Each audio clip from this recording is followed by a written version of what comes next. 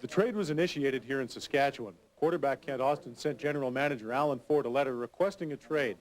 Well, that set the wheels in motion, and Alan Ford had to get on the phone to all the other clubs in the Canadian Football League to see how many takers there were for Kent Austin and to see what he could get in return. Eventually, he was able to strike a deal with the Ottawa Rough Riders, getting quarterback Tom Burgess and 3 other players. We're certainly pleased with the trade with Ottawa. We think it gives us a chance to, obviously Tom Burgess will be a starter for this football club. We think that Ron Getz and Anthony Drawhorn will start for this football club, and there's a chance that Paul Yudkowsky could start. So we feel as if we've received 4 starters for trading Kent and Andrew Green, who's got another year of college eligibility left. Certainly we're happy with the deal. We think that we traded a quality football player, 2 of them, as a matter of fact, Kent Austin and Andrew Green, who nobody really knows that much about, but I think he was one of the top players in the draft. So we certainly gave up something. Kent's a quality person, a quality guy, and a quality individual, and we're going to miss him. I'm going to miss him personally because I work very close with him. But I think we did what was best for our football team. As for the reasons behind the trade, only Kent Austin knows for certain. It's been widely speculated he wanted out of Saskatchewan strictly for financial reasons. But he might tell you it's more personal than that. Now here's David Pratt in Vancouver with more on the trade. Thanks, Geoff. As you mentioned, a big reason Austin is in Vancouver is because of the way that he and his wife were treated by the fans in Saskatchewan. Well, upon arriving at BC Place, he once again made it very clear. It's just as important for him to know where he is going as it is to know what he is leaving. When the attacks got really vicious personally, during this deal, and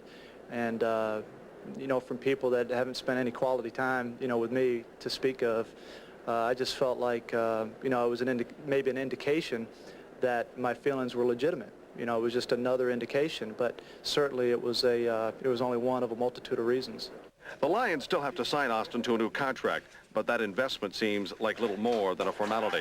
We're real excited about having Kent. He's a very class individual, and as you've seen, Dave, what a great performer on the field he is, and in particular here at BC Place. He's been a nightmare for BC Lions over the last few years, and to have him on our side in BC Stadium, I think we're delighted.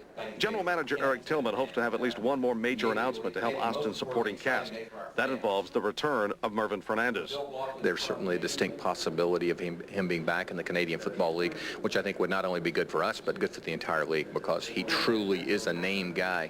But we have some very good receivers, and we feel very good about our offensive line, so Kent's excited to be here. I plan on playing really well and performing really well, and that's what I'm going to get paid to do, and I'm up to the challenge. I'm really looking forward to it. I like playing here. I've played well here, and I think everything's going to be fine. As fate would have it, this year's Grey Cup game will be played right here in Vancouver. It just adds to the significance of this trade to the BC Lions. As far as what this deal means to the Ottawa Rough Riders, here's Rob Sinclair. As promised, Adam Rita is wasting no time remaking the Rider roster and the team salary structure. The Danny Barrett deal frees up about $300,000 for more new additions, yet fills Rita's requirement at quarterback. He's got great athletic skills. He's has a good presence of mind in the last part of the game to win it. He won't turn the football over, and looks like he has a lot of fun out there. Anytime you can be a part of a new situation out here, especially now with Coach Rita, the management and the new owner and everything, it's going to be exciting. I'm looking forward to it. Hopefully it'll prolong my career. In Barrett, the Riders have a much more mobile quarterback. He'll take off, not take the sack. By contrast, Tom Burgess was slow and prone to scramble only when he had to, not because he wanted to. And Burgess threw way more costly interceptions last season than Barrett did. Any time that you can limit the turnovers and give your defense a chance to make an opposing offense drive the length of the field, your chances of stopping them are very good.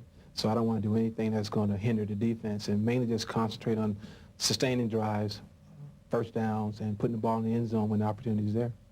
This trade is perhaps the biggest indication the new ownership in Ottawa wants to regain the respect the Riders once had and then lost under the Gleibermans.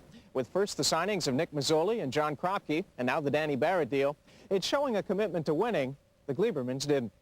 Rob Sinclair, TSN, in Ottawa.